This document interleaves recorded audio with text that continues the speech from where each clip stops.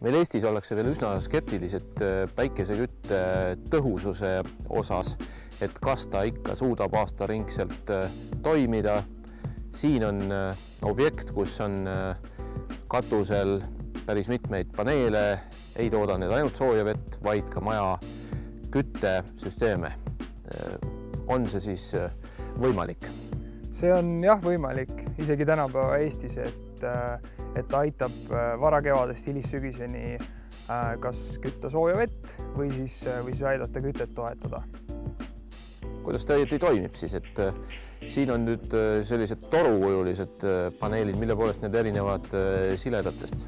Ühed päikesekollektorid siis on plaatkollektorid, kuhu on raami sisse konstrueeritud erinevad elemendid, mis aitavad päikesekiirgust kas siis säilitada või siis teisipidi jälle kollektori sooja hoida.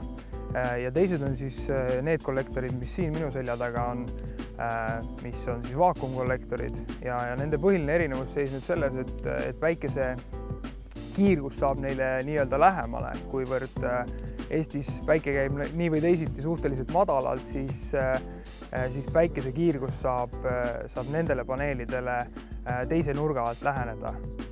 Ja selle tõttu on nad siis ka efektiivsemad, võimaldades hommikul natuke pikemalt päikest püüda ja õhtul samamoodi.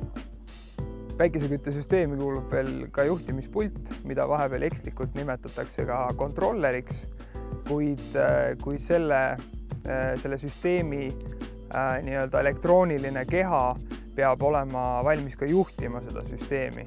Mis on selle päikeseküttesüsteemi paigaldamise nii-öelda soetusmaksumus versus tasuvusaeg? Jah, tasuvus on kahtlemata igasuguse majandusliku investeeringu üks nurgakivi ja seda on meie kliendid meilt väga mitu korda küsinud, et kas see projekt on ka tasuv.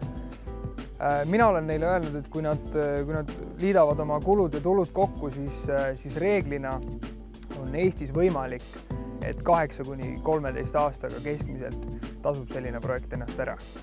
No ja arvestades, et eramu maja on ikkagi selline pikaaegne investeering, et siis peaks vaatama ka tulevikku.